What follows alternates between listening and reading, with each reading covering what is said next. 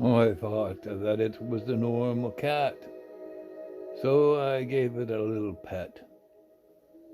And like a normal cat, it liked the pet for a while, and then it decided that it had had enough. That was normal enough, but then it started eating air, or eating something that I couldn't see. That seemed a bit odd, and I wondered if maybe there was something wrong with it. Hard to figure when you're thinking about cats. I waited a while to see what would happen next, and then the cat started chasing invisible things. It thought, I don't know what it thought, but I wondered what it was chasing.